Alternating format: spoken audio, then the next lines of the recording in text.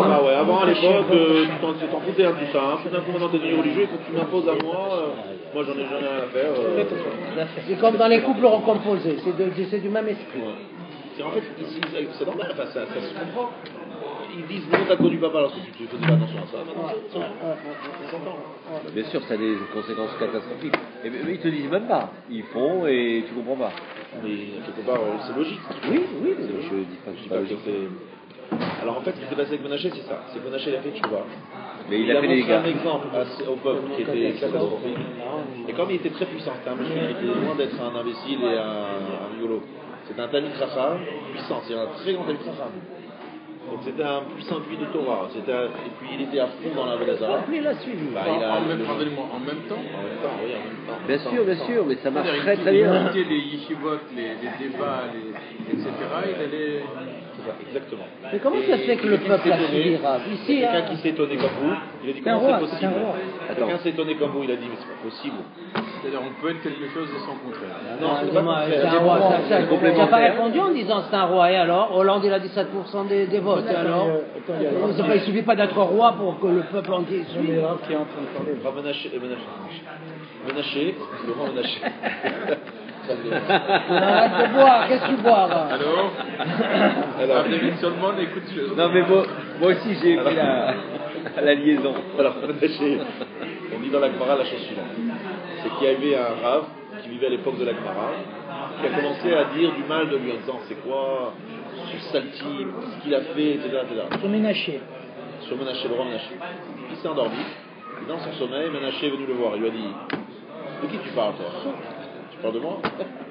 Alors il a posé une question de halakha et il ne savait pas répondre. Il était bon, on était des bons en Torah, hein. Qui tu es? Tu sais même pas, tu n'arrives même pas à nos baskets. À la cheville en Torah. Et pourquoi on faisait ça? Tu t'étonnes, hein? Tu te demandes comment ça se fait qu'on allait. On avait, dit-il, un besoin, une attirance vers l'idolâtrie que tu ne peux même pas imaginer.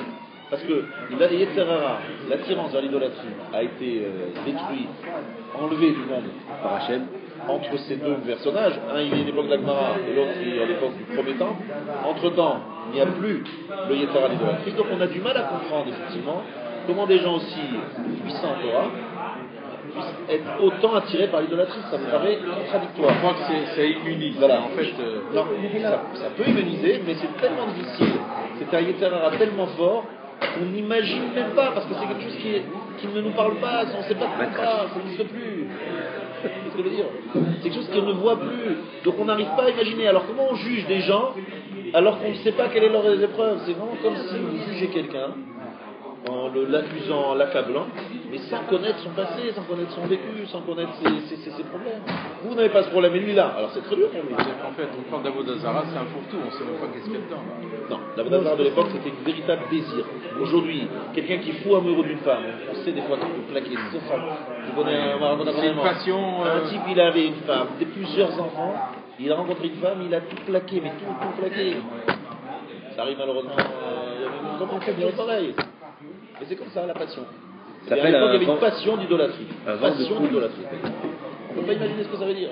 Je crois que Ménaché qui avait dit dans cette histoire, si tu étais sur l'époque du Haroldada, tu te serais sauvé. Voilà. Comment il Tu avait aurais dit soulevé les pans de ton avis pour courir plus vite, pour te prosterner à l'idolâtrie. C'est Si c'était à notre époque, tu aurais fait ça. En clair, ne juge pas, tu n'es pas capable de juger des gens que tu ne connais pas. Ils en avaient un besoin tellement animal. Voilà. On la connaît quoi. C'est là, c'est un désir. Et en plus, je crois que la Haroldada d'avant, c'était entre guillemets, je sais pas si on peut dire ça, un Lechem Shamaïm. C'était, je sais pas, c'était plus pour se rapprocher de Hachem, vous confirmer. C'est la raison de dire qu'en fait, il disait nous croyons en Dieu, Dieu il a créé l'univers, il est toujours présent, mais c'est important de se tourner vers des représentations pour plus accéder à lui, etc. C'est pas toujours une façon. Il y a bien plus cette notion, mais bon. C'était plus concret. Voilà. Nous, on ne veut même pas imaginer ce que ça veut dire. Voilà, c'est ça que je veux dire. C'est pas intellectuel. C'était un désir animal, quoi. C'est pas ce que ça veut dire. Et je vous rappelle encore une fois que la Et qui marchait en plus, hein, qui marchait quand même. Ça n'existe plus aujourd'hui. On a enlevé aussi la prophétie, c'est-à-dire qu'on a aussi enlevé des forces positives, puis il y a toujours l'équilibre. Donc on est dans un monde totalement différent de l'époque où on ne peut pas juger et on ne peut pas comparer. Ouais. Donc Hiskiyahu ne voulait pas avoir son fils Ménaché. Est venu Yeshayahu, le prophète, et il lui a dit tu vas mourir parce que tu ne t'es pas marié. Alors, finalement, Yeshayahu lui donne sa propre fille. Donc on a un roi Chizkiyahu qui est un tzaddik extraordinaire, qui se marie avec une fille d'un grand tzaddik qui s'appelle Yeshayahu, et ça donne un grand rachat qui s'appelle Menaché. Allez comprendre. Ce même Menaché va faire Teshuvah, mais pendant des années, il va détruire, et la destruction du premier temple est mise sous son contrôle, à cause de l'influence qu'il a eue sur le peuple. Parce que c'était un homme puissant, c'était pas un rigolo. S'il avait été un rigolo, bon, c'est pas un type moyen, c'est un type puissant. C'est pour ça qu'il avait une influence. Et c'est Hachem lui-même qui lui a proposé la tchouva. Je crois que c'est Hachem lui-même qui. Et ça continuait dans la catastrophe. Alors il y a eu une certaine quantité de choix, donc mais c'était une catastrophe. Et pourquoi Hachem il a créé une créature comme ça aussi puissante? On comprend ça ou pas? Parce qu'en fait il y avait la prophétie pour pouvoir ne pas écouter un prophète, ne pas écouter un prophète, c'est tellement dur de ne pas l'écouter. Vous avez dit plusieurs fois le Rav Ben, si un prophète il arrivait dans ce Beth Amidrash ou n'importe où et qui commence à parler aux gens, on ne pourrait pas faire autrement que faire choix. Impossible. C'est tellement puissant cette apparition qu'on ne peut pas ne pas faire choix. Donc il fallait de l'autre côté un Yetzirah puissant, tu vois. Ce Yetzirah n'existant plus, on n'a plus la prophétie. C'est dingue le monde de l'équilibre, hein. C'est quand même de la folie. Hein. Mais on le voit partout, quoi, je veux dire. Il suffit juste de regarder un tout petit peu et on comprend le rapprochement qu'on peut avoir. C'est tellement éloigné, Rav. Moi, il y a des moments où je me demande, est-ce qu'on est encore juif? Tellement on s'est éloigné de beaucoup de choses. Ouais. Ce qu'on a, c'est quoi là? C'est une espèce de bande dessinée juive. Non, c'est une étincelle, je pense. Là, je pense que c'est un peu extrémiste, mais... Attends, extrémiste de quoi, Rav? Le Gandolina, il pense comme toi, hein. Le Gandolina, il pense pas. Non, ça va, parce que j'ai eu peur que j'étais seul un encore. cadavre en décomposition par rapport à l'être vivant. Ben voilà, exactement. Si on compare notre génération par rapport à la génération... non, mais c'est un peu vrai, quand même. Non, mais c'est bien qu'on peut. Oui, mais un peu. Mais on n'arrive pas à comparer. Par rapport à leur puissance, par rapport à leurs moyens. Non, mais écoutez-moi. Bon, il va nous redresser là. Aujourd'hui, Akadosh Baruch Hu nous a donné, vous êtes d'accord avec moi, des moyens techniques et on va dire, une certaine aisance, entre guillemets, dans l'accomplissement des mitzvot qu'il n'y a jamais eu. Donc les gens, ils font des choses aujourd'hui, des chumrot, des dikdukim dans l'accomplissement des mitzvot qu'il n'y a jamais eu dans l'histoire. Et un nombre de gens qui étudient qu'il n'y a jamais eu dans l'histoire. Donc qu'est-ce que ça veut dire? Ça veut dire que la partie externe, c'est-à-dire faire un mitzvot, etc., elle est assez forte. Ce qu'Hachem il veut, c'est qu'à travers ce côté extérieur, on arrive à une une intériorité. Mais l'intériorité, elle est très rare et très malheureusement problématique. Donc on a un truc extérieur et il manque l'intériorité. Aux époques anciennes, il y avait plus d'intériorité, mais moins d'extérieur. Donc en fait, aujourd'hui, dans chaque génération, il y a son problème. Donc aujourd'hui, comme on est devenu dans une société de paraître, le gros danger, c'est que la partie externe du juif religieux peut devenir exactement comme la partie externe d'un juif qui n'a rien à faire avec la Torah, c'est-à-dire qu'une façade. Et qu'en fait, au fond, il n'y a plus rien. Ce qu'il m'a dit Rav Shapira plusieurs fois. Il m'a dit, aujourd'hui, on arrive à une situation où il peut y avoir un juif qui est à 100% dans son étude et qui, du jour au lendemain, va manger du porc à Kippour. Et comment on peut passer de l'un à l'autre? Il dit, c'est une preuve qu'on est dans une génération où l'intériorité n'a pas été construite. Donc on a une belle façade, mais il n'y a souvent pas quelque chose à l'intérieur. Mais d'un autre côté, si quelqu'un a fait l'effort, à travers cette belle façade, il peut arriver à l'intériorité, à travers les actions, les machins, finalement ça influence l'intérieur. Nous, il faut se rendre compte qu'on a une faiblesse, mais qu'on a une force aussi. Comment ce que je veux dire? Il y a un vrai changement positif. Tu vois ce que je veux dire? Aujourd'hui, lorsque tu vas en RSS, tu te rends compte qu'il y a très peu de gens vraiment non religieux. Et des gens anti-religieux, il y en a très peu. Pourquoi? Parce que Kadosh Baruch Hu, il a enlevé le Yetzirah de la Avodah Zarah. Mais il n'est pas seulement l'enlevé une fois, il l'enlève de plus en plus. Ça veut dire qu'il n'y a pas vraiment d'idéal qui prend les gens. Tu vois ce que je veux dire? Parce que tu es dans la rue à Tel Aviv, tu sens pas que les gens ils sont en train de construire un monde, de construire quelque chose, qu'ils ont un idéal, qu'ils sont...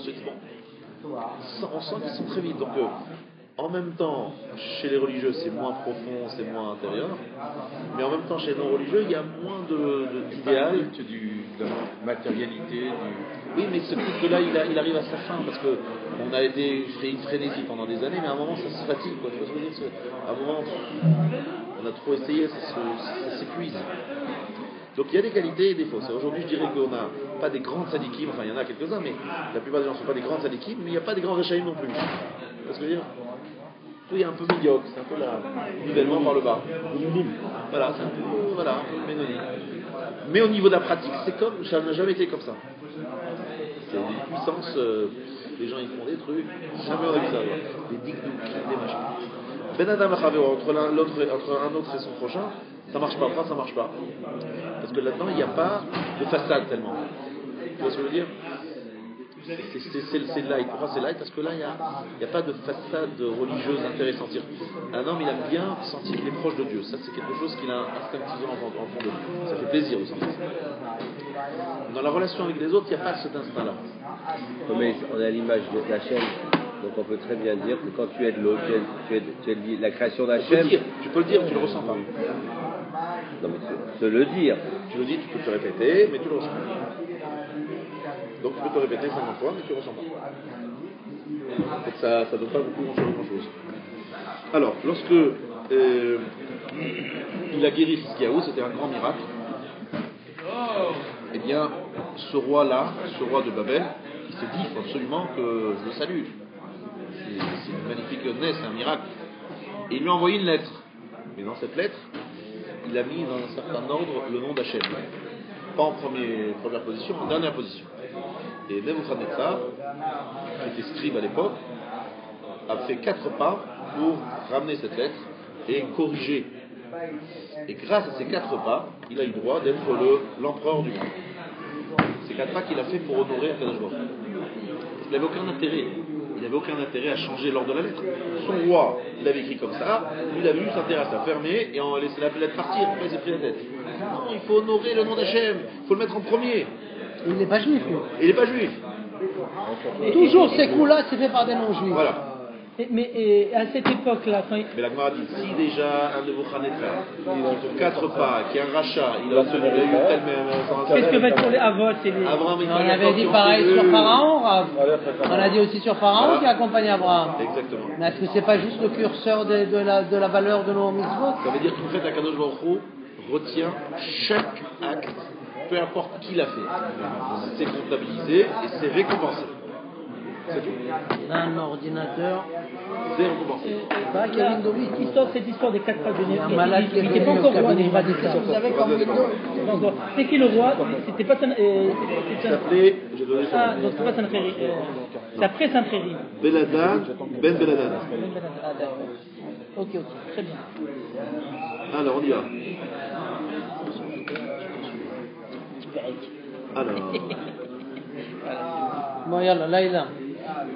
Ben Laïla ou Ben... je suis maintenant 4 lignes, 5 lignes avant la fin de la page. Tzadik Vav Amud Aleph. Amar Rabbi Yochanan, il m'allait.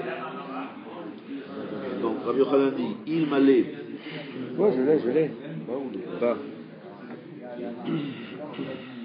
Ba Gabriel Veimido Lo Haya Takana le Sonem Shel Israël. Gabriel, il a stoppé en fait. Mais où, de quoi on parle? On est où? Je suis mal situé. Je viens d'expliquer que Nebuchadnezzar a couru. D'accord, ça j'ai compris. Ça c'est la partie haute. Maintenant, Gabriel, il vient faire quoi? Alors, Gabriel est intervenu parce qu'il fallait le stopper.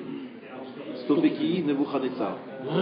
Et pourquoi il fallait le stopper? Parce que si on ne l'avait pas stoppé, il aurait continué à faire quelque chose encore. En tant qu'empereur ou en tant que mais en tant que quoi il fallait le stopper? Parce qu'en fait, ça s'est passé comme ça. Tu avais le chaliat, le messager, qui était en train de courir, de marcher. Et Nebuchadnezzar lui a couru après. Alors, le problème, c'est quelle distance était allé ce messager. Gabriel a stoppé le messager avant qu'il ait le temps de couvrir une grande distance. Parce que s'il avait couvert une grande distance et que Nebuchadnezzar avait encore fait quelques pas, nous n'aurions pu, non, le juif n'aurait pas pu résister au rouleau compresseur de Nebuchadnezzar. Tellement son mérite eût été grand, donc sa réussite aurait été éclatante et le peuple juif n'aurait pas pu résister. Donc il a fallu stopper le messager pour que Nebuchadnezzar ne fasse pas trop de pas n'est pas un trop grand mérite. et pour qu'il n'ait pas un trop grand mérite. C'est-à-dire quelqu'un d'aussi bas, le moindre geste envers Dieu, il est considéré comme une... Exactement. Le mérite de Nebuchadnezzar, est-ce que c'est un mérite d'être empereur ou le mérite d'avoir détruit le Beth Amikdash? C'est ça ma question. De réussir, c'est la réussite. La réussite, c'est-à-dire quoi? Il était empereur, qu'il a réussi à vaincre, et le fait même de vaincre le peuple juif, c'était... Oui, bien sûr, c'est une victoire. C'est une victoire, d'accord. À l'époque, c'était considéré comme... C'est Rabbi Hanan qui a dit ça. C'est-à-dire, il a vu l'ange Gabriel, tout ça. Pourquoi Rabbi Hanan, il dit tout ça, Rab? Il faut bien qu'il ait vu quelque chose, qu'il a suivi quelque chose. Attends, c'est énorme. Il a vu un ange qui avait une intention de freiner. Rabbi Yochanan, je te rappelle, c'est un Amora. Il a vécu de nombreuses années après cette histoire. Il n'a pas pu assister à cette histoire.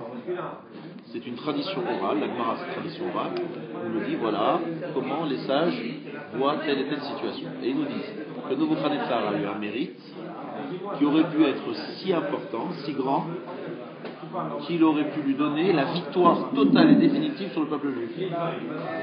Et heureusement, on a stoppé le Shaliach, donc il n'a pas eu un mérite si grand, puisqu'il n'a pas eu trop de pas à faire. Voilà. Ça ne met pas mal à l'aise. Bon. Non, il constate, c'est une constatation du coup. Si Gabriel n'était pas venu, il a pris des textes. Mais oui, il a vu. Loya Takana, le Sonéem chez l'Israël. Il n'y aurait pas eu de réparation, de tikkun pour les ennemis d'Israël. Lorsqu'on dit les ennemis d'Israël, on parle en fait d'Israël lui-même. C'est une façon de parler. Lorsque la Gemara veut parler d'une malédiction sur Israël, elle ne dit jamais la malédiction sur Israël, malédiction sur les ennemis d'Israël, mais elle pense à Israël. Maï Beladan, Ben Beladan, Amré, Beladan Malkarava, Vishtane Apé. Alors, la Gemara demande comment se fait-il que Beladan avait le même nom que son père. Amré, Beladan, Malkava, c'est un roi. Vishtane Apé, voilà qui décalva. Mais sa figure s'est transformée en une figure de chien.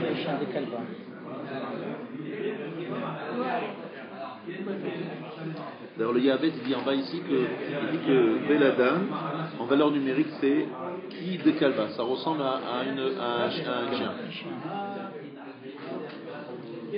Juste que vous sachiez quel est le symbole du chien, vous savez quel est le symbolique du chien? C'est la sortie d'Égypte, non? Non, la symbolique au niveau des Midot. C'est le cœur. Alors, j'ai donné une première raison, c'est Koulolev, il est entièrement cœur, il est très...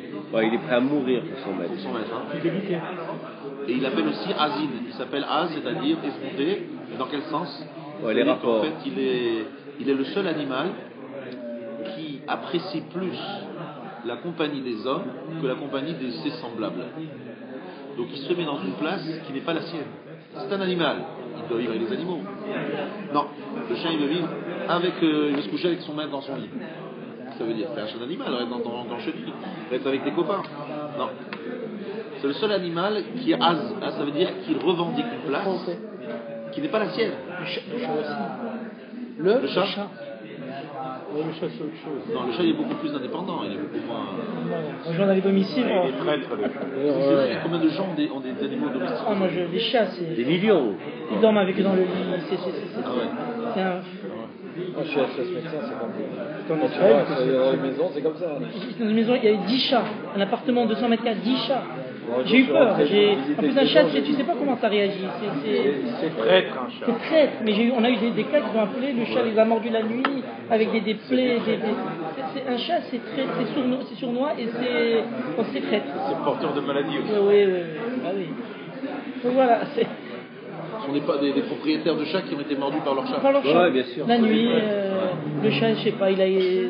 Il a rêvé. Il y a eu l'orage, il y a eu ça. Toi, tu prends l'indemnité de nuit sur les chats?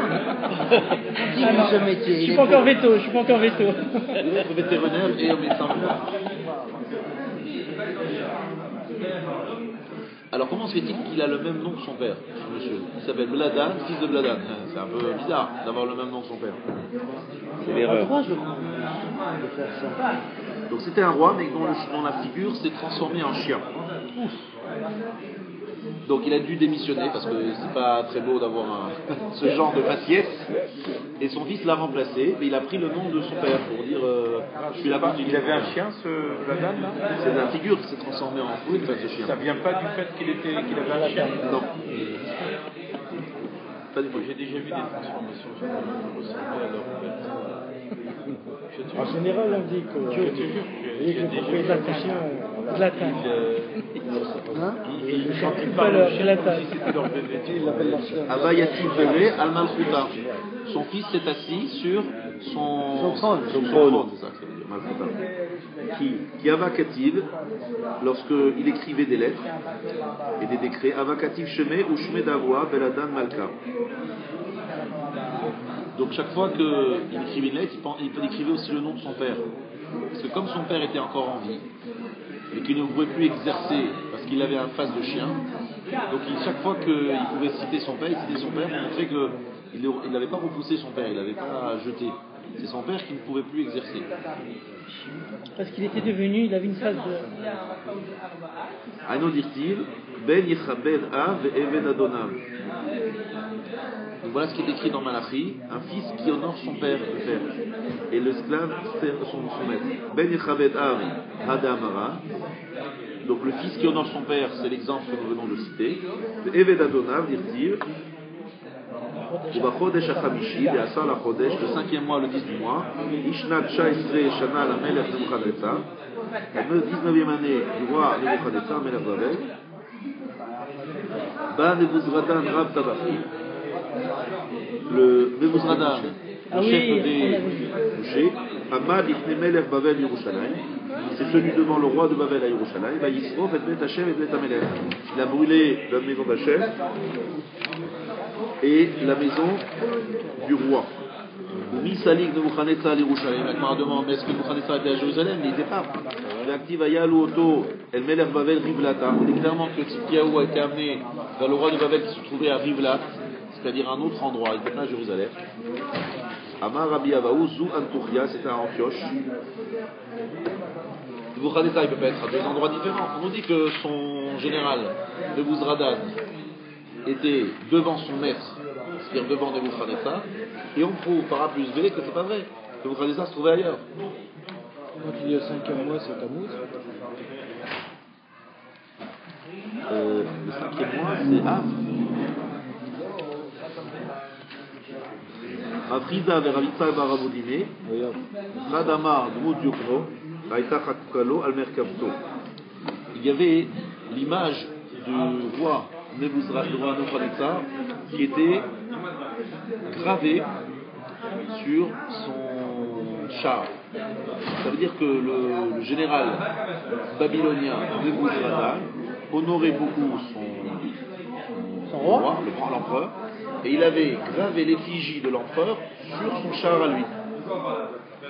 Et donc, on nous dit que c'est comme si Nebuchadnezzar était présent, même s'il n'était pas présent physiquement, mais étant représenté aussi fidèlement par son serviteur Nebuzradan, c'est comme s'il avait été présent.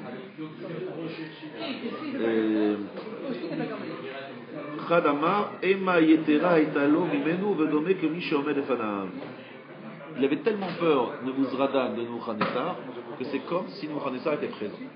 En clair, on est en train de dire qu'on a un serviteur extrêmement fidèle à son maître, donc le fait que le maître, même si le maître est absent, c'est comme s'il était présent. Et en quoi il est présent? Parce que tout simplement, l'esclave est fidèle. C'est logique, c'est que vous avez compris, c'est pas compliqué, non? Si vous avez une question, vous pouvez la poser, mais je pense que c'est assez clair. Je sais pas, moi je patauge un peu. On était dans Abraham, qui était dans la nuit, l'épreuve de la nuit. Après on est passé par Nabucodonosor, parce qu'il a fait 4 pas, on l'a freiné. C'est un peu disparate, enfin, je sais pas le niveau, moi, dessus. Voilà. Alors, il faut que ça d'abord que lorsqu'on étudie la Haggadah, il y a toujours des petits liens. Soit ce sont les mêmes rabbinim qui parlent, soit on a commencé à parler d'un détail, alors on reprend ce détail. Mais souvent dans la Haggadah, ce sont des sujets qui paraissent on va dire, Sans lien. sans lien. Paraissent, je dis sans lien. Bon, ouais. Alors après, il y a toujours des petits liens, tu vois, de dire des rabbinimes qui se retrouvent, etc. Mais résumons, ce qu'on est en train de dire maintenant, c'est dans une ligne très, très claire. Nous sommes en train ici de parler d'une histoire d'un roi qui s'appelait Vladan ben Vladan. En fait, il ne s'appelait pas comme ça, il s'appelait Merodach ben Vladan. Mais il s'est fait appeler Vladan ben Vladan. Et pourquoi on parle de cette histoire? Pardon? Parce que tout simplement, c'est un roi qui a voulu honorer son père, etc., etc. Et pourquoi on a parlé de lui, je te rappelle, c'est parce que c'est lui qui a envoyé la fameuse lettre dans laquelle il y avait Éclaireur en mettant Dieu à la fin. Nebuchadnezzar était son serviteur, son scribe. D'où on a expliqué pourquoi est-ce que Vladan ben Vladan s'appelle comme ça, parce qu'on en a parlé. Oui, donc on rentre dans les détails. Pourquoi Nebuchadnezzar a réussi à détruire Jérusalem? Parce qu'il avait mis le nom dans un autre ordre. C'était ce fameux roi qui avait organisé la lettre comme ça. Vous comprenez? À l'époque de ce fameux roi. Ça c'est lié, Dafka, c'est très... D'accord.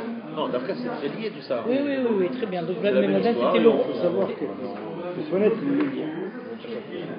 Et c'est pas évident. Quand on lit comme ça n'a rien à voir. Et puis, Là c'est une histoire qui se tient parce que c'est toujours le même sujet. Et d'ailleurs, toute la page qui va suivre, c'est des agathos qui parlent de la destruction de Jérusalem. D'ailleurs, qu'on a étudié à Tisha B'Av. On parle sur Jérusalem. Non, pas sur chaque année. Oui, Laurent, c'est tout à Nebuchadnezzar, il était quoi, lui? son scribe, son serviteur, tu vois, voilà. Un homme important du palais. Voilà. Alors, Un Assyrien, un Babylonien, d'accord. Mais alors, 2 heures. lui, c'est lui qui il a couru après, c'est la personne qui s'est trompée.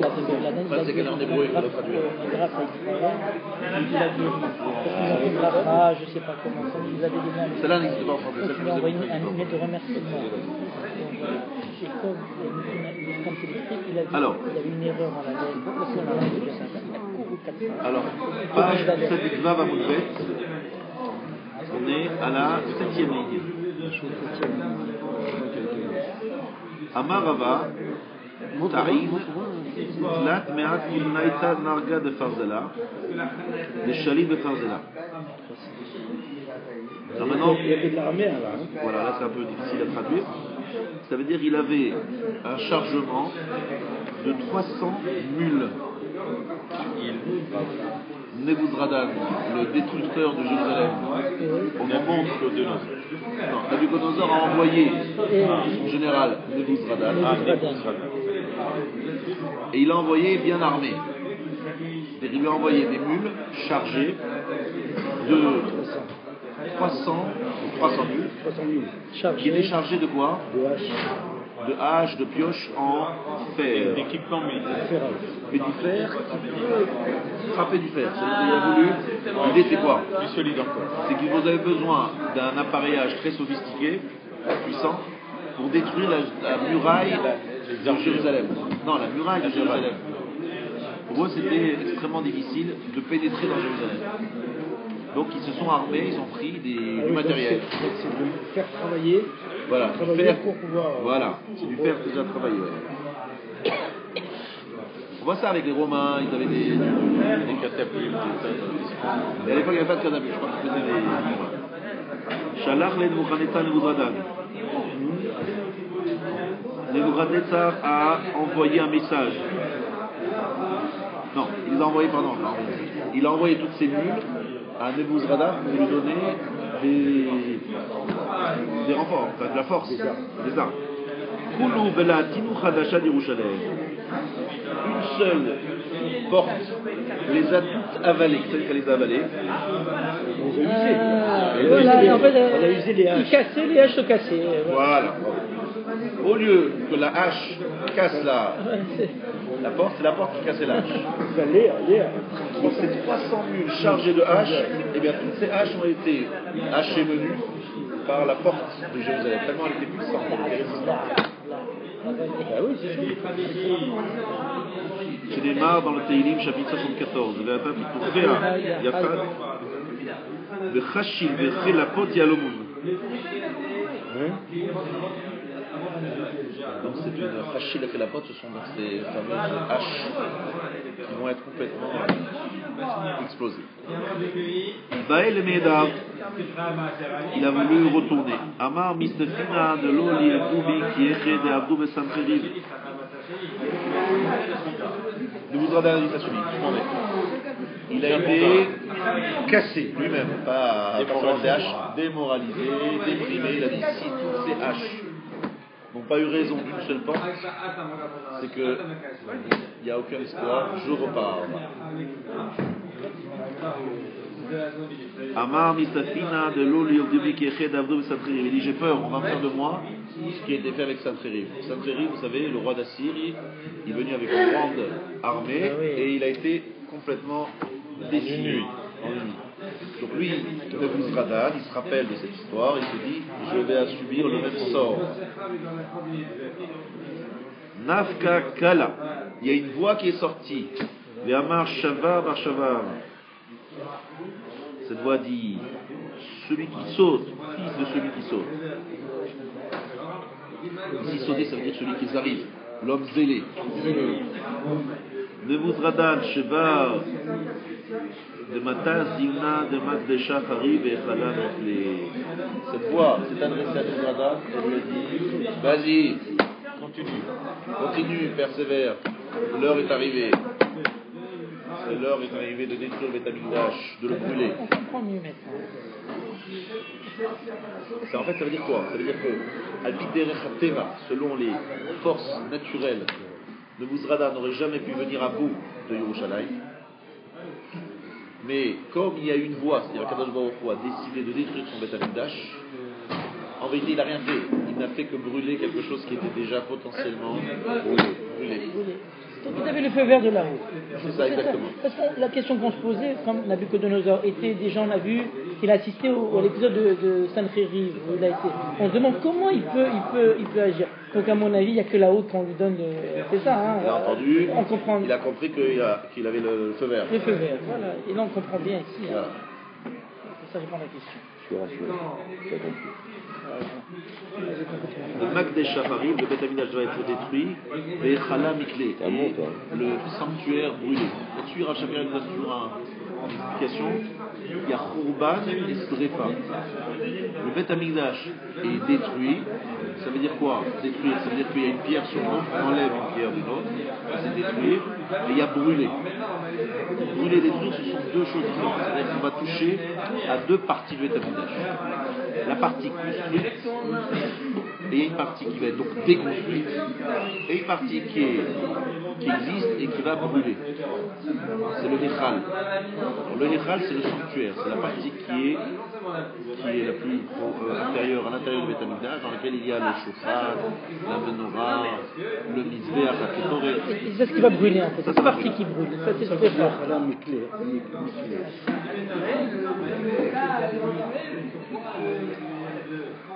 Alors, il dit comme ça. Urban Beth Amikdash, c'est en fait le départ de la Shekhinah. D'accord?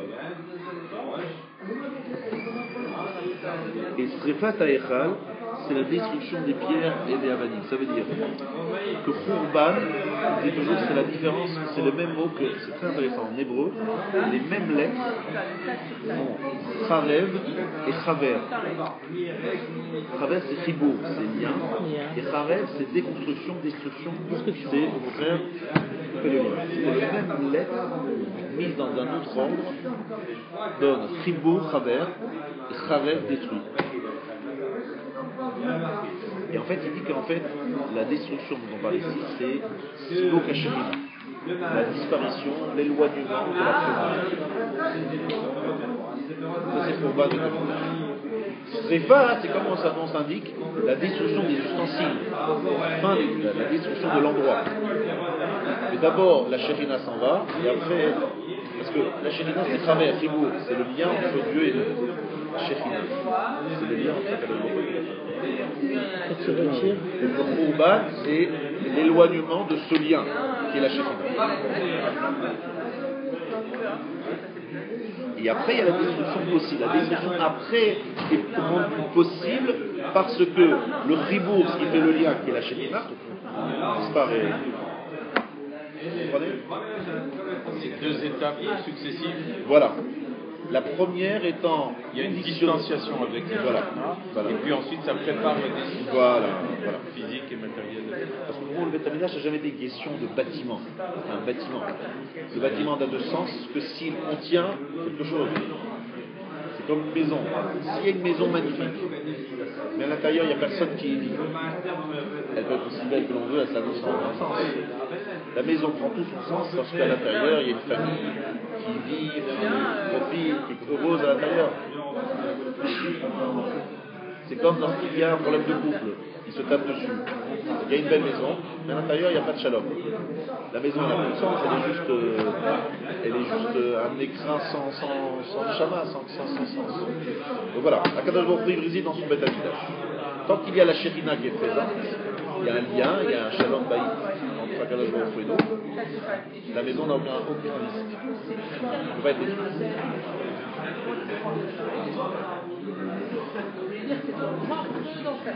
Pashlechan Narga, il lui restait plus qu'une seule hache, atteint marqué de coupa. Et qu'est-ce qu'il a fait avec cette hache? Il n'a même pas utilisé la partie de la ferraille, il a juste utilisé le manche. Le manche. C'est qu'il avait utilisé 300 mules pleines de haches. Aucune elles ont La toutes tenue explosé. et la dernière. Et la dernière, Avec juste le pied. le truc, c'est ouvert. Mais c'est pas possible. Qu'est-ce que ça voulait dire? Ça veut dire qu'en fait, on attendait l'autorisation d'Akadosh Baruch Hu. C'est Akadosh Baruch Hu qui l'a ouvert les portes. C'est pas lui qui, avec sa force, est Non, pas arrivé d'effort. à venir à bout. Aucun effort. Est-ce qu'il a réalisé ça, lui? Oui, il a réalisé réalisé. quand même. Mais Nouzradan, il va faire tchouba, tu sais. Nouzradan, il va se convertir. Et ses petits-enfants, ils sont dans Il n'y a que Isser qui ne s'est pas convaincu. et tu dis la Torah Mera. Peut-être qu'il y a ici dans cette table un descendant de Nouzradan. Il s'est converti, ses petits-enfants ont suivi le chemin de la Torah. Et effectivement, parce qu'il a vu des choses incroyables. Il a vu que c'est pas sa force militaire qui lui a donné la. C'est les Mali Vada qui Mévi le Mahala Misrach Kardumot, toujours dans le chapitre 74 de Télim. Misrach Et Kardumot. On a utilisé le bois de la hache, c'est-à-dire le manche. Le manche. Pour ouvrir les portes. Avakatil et Azal. En marchant de Nouzradan, en rentrant en pénétrant dans Jérusalem, il tuait. Puis en marchant. Adematal et Khala, jusqu'à ce qu'il arrive au sanctuaire, Adik Benoura, il y allumait un feu. Gaba et Khala. À ce moment-là, le sanctuaire de Echal s'est élevé, soulevé. Dachoubé Michemaya. Alors on l'a renvoyé sur terre. Vous voyez, le sanctuaire s'est élevé, c'est-à-dire échappé aux flammes. Et Minachamaïm, on l'a ramené sur terre. Pour qu'il brûle. Voilà. Donc le Télim 74, c'est le Télim c'est parti du 14e jour. Voilà. Aujourd'hui. On l'a dit aujourd'hui. Vous savez que le Télim est coupé en 30 jours. 30 jours le mois. Et il dit que le Télim qu'on est en train de commenter, c'est le Télim du jour. Un des Télim. Un des Télim du jour. 50 jours, voilà. Il y en a 150. 157. Il n'y a pas 5 par jour. Non, c'est découpé, voilà. On peut lire 5, 6, 7. Pour les jours, il y en a 9. Et schématiquement. Gat Darach Hashem Ikulat Latimidah. Akadosh Baruch Hu a écrasé, comme on prend l'exemple d'un fessoir. Akadosh Baruch Hu, Darach, il a piétiné Betulat Yehuda, la Vierge de Judée. La Vierge, c'est le Beth Amikdash, qui n'avait jamais été violée par qui que ce soit. Et qui là a été piétiné par Akadosh Baruch Hu lui-même. C'est qu'eux n'ont pas eu le droit de la profaner, de la violer. C'est Dieu lui-même qui l'a. C'est incroyable, Betula, Betoulet, Betoulet. Violet, hein. La Vierge. Oui, la La Vierge. Vierge donc dans la pureté. Bien sûr, elle a jamais été là. Voilà. Il n'y a pas un autre passage sur avoir mis l'épée dans le parochet et il y a le sang qui Savlanou. Comment il s'appelle dans Gittin, le passage qu'on lit en général, c'est dans Gittin, là-bas on te dit surtout la destruction du second temps. Et toi tu fais allusion à Titus qui a une épée Et le sang est sorti. Dans les rideaux Et du sang qui a giclé. Voilà. Ça c'est la destruction du second temps. Là on est dans la destruction du premier temps. On est avec Nebuzradan. Nafka, alors, Katifa Da'ate. Nebuzradan a commencé à se gargariser, à se vanter, parce qu'il était fier d'avoir pu détruire le Beth Amikdash. Nafka Matkala Vamale, il y a une voix qui sort qui lui a dit Ama Ketila Katak, Esala Kalia Kalit. Tu as tué un peuple mort, un sanctuaire brûlé, tu as brûlé. Ça veut dire que tu n'as rien fait, c'est déjà fait. Tu n'as rien fait.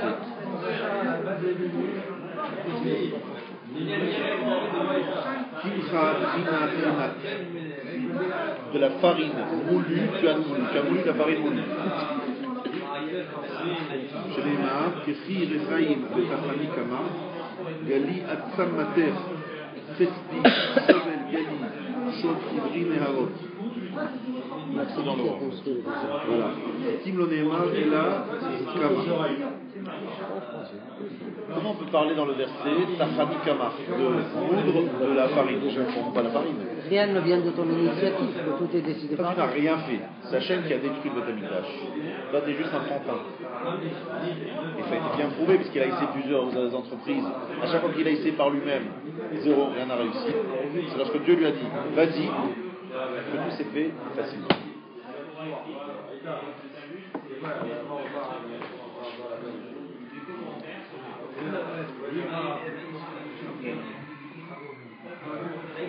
On voit ça très clairement dans l'histoire moderne. Il y a le Rav Steinman à qui on a demandé si pendant la guerre du Liban 2 il y avait une attaque de missiles sur Israël, en particulier sur le nord d'Israël, est-ce que les yeshivot devaient déménager? Il a dit, si dans cette yeshiva on étudie et il n'y a pas de marloquet, de dispute entre les rabbanim, ce n'est pas la peine de déménager. S'il y a une dispute entre les rabbins dirigeant la yeshiva, il faut déménager. qui se sentent mauvais, qui sont mauvais. Et Raphaël Ganevski, il a dit, pendant la guerre du Golfe, et il l'a redit pendant la guerre du Liban, il a dit à Démarad, ce n'est pas la peine de mettre des masques à gaz. Pourquoi? Il a été suivi, Oui, parce qu'il est certain, pas plus. Parce qu'il a dit, on a une promesse du Chazonish, que tant que dans cette ville il n'y aurait pas des lieux de divertissement qui ne sont pas selon les règles de la Torah, c'est une ville qui sera toujours protégée. Il a écrit, ça en plus. C'est pas seulement oral, il a écrit. Non. Et un jour, il y a un ciel qui est tombé. Je connais l'endroit où il est tombé, pendant la guerre du Golfe. Et les gens pensaient que c'était Bnei-Brak. Vérification de prise, c'était juste à la limite. Oui, limite. Je connais parce qu'en plus, j'étais à Vachava des fois. C'était Ramat Gan. Limite Ramat Gan, c'est mais du côté Ramat Gan.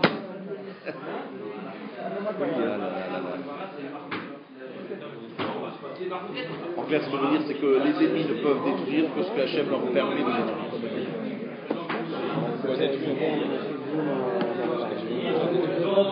Il fait quelque chose qui est en fait déjà détruit.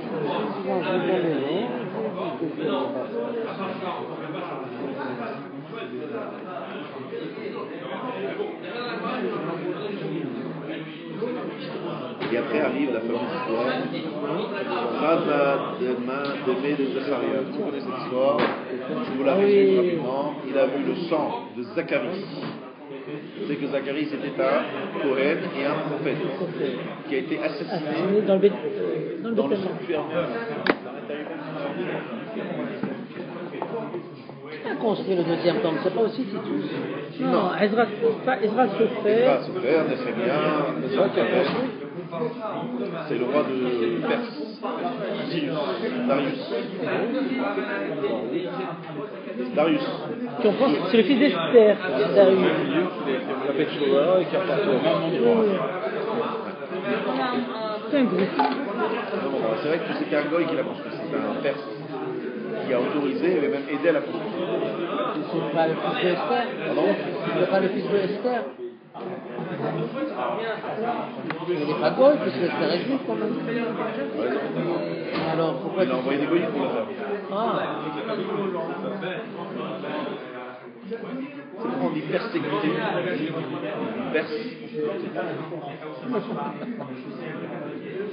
Persécution, c'est les Perses qui sont. oui, mais ils ont dû faire des malheurs. Je l'ai dit dans le Bartora sur le psaume 137. Ils ont fait des choses horribles. Qui ça, les Perses?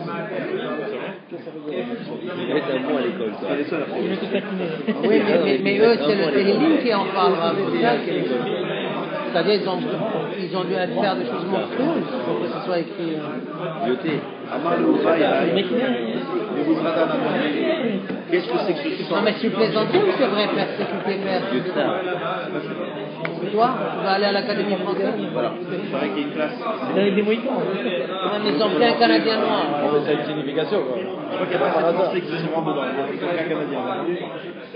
Dernièrement, ils ont pris un Canadien. Ouais, ils ont pris un Canadien. Je pense qu'ils vont trouver la France. Là. On n'a pas trouvé un Français pour faire l'Académie Non. française. Non, c'est que comme la francophonie, ils veulent élargir l'impérialisme culturel. Ils ne veulent pas prendre trop d'Africains ou trop d'Arabes, alors ils prennent des Canadiens. Là, j'ai rendez-vous à 11h. La maison de la francophonie Qu'est-ce que c'est que ça? Que ce sang qui est en train de bouillir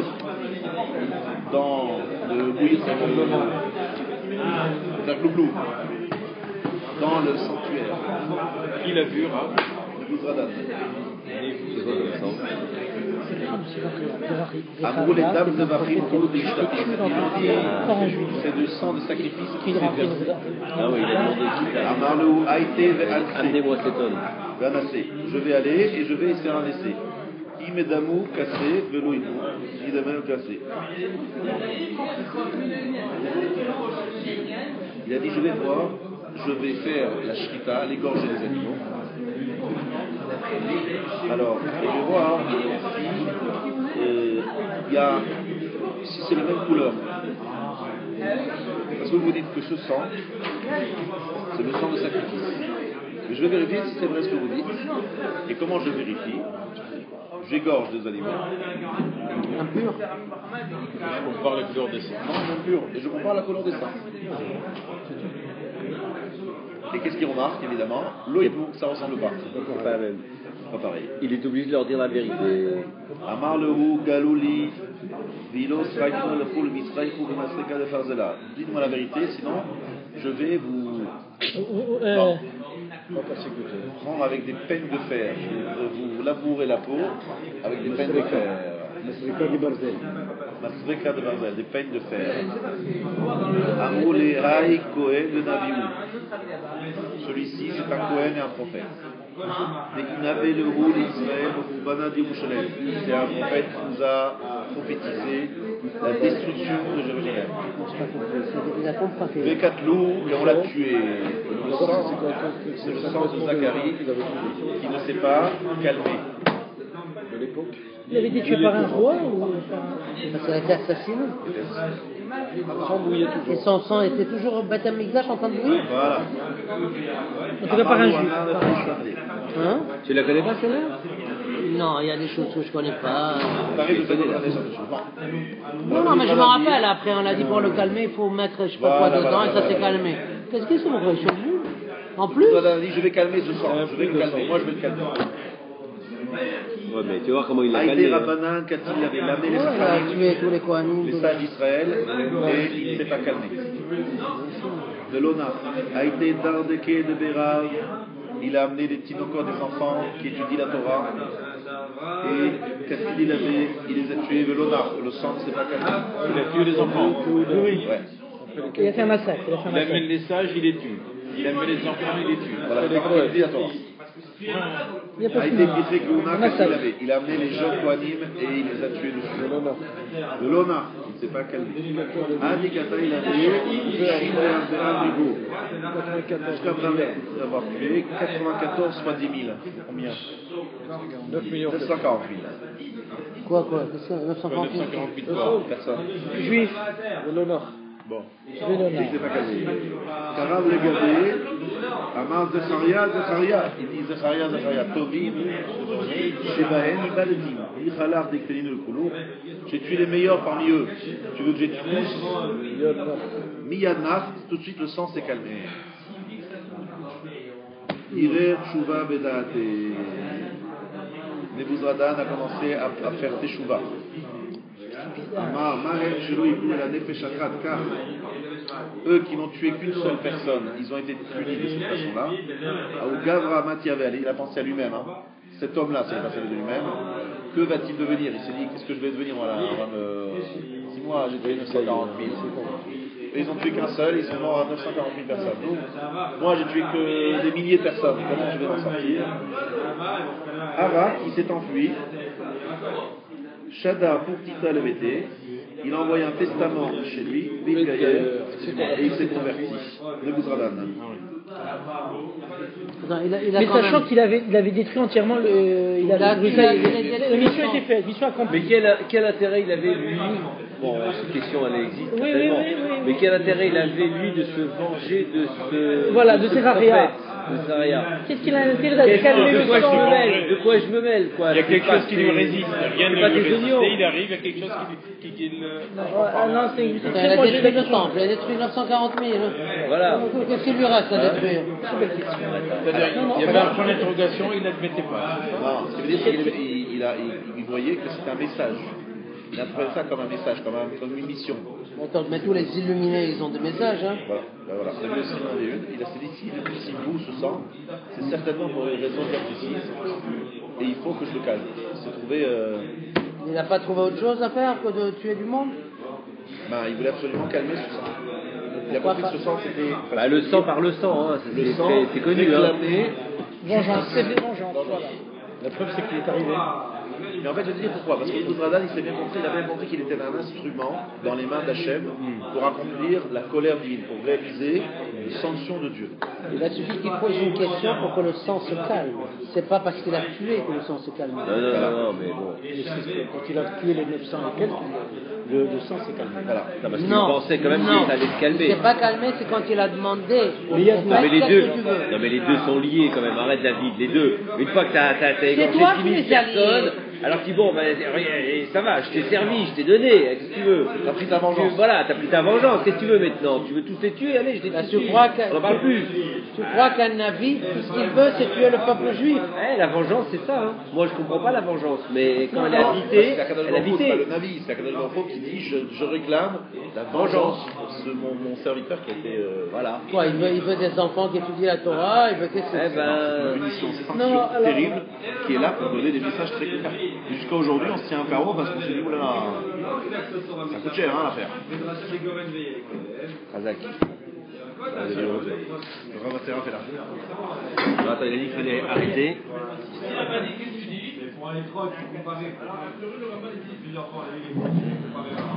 C'est ce truc enregistré. Comme ça.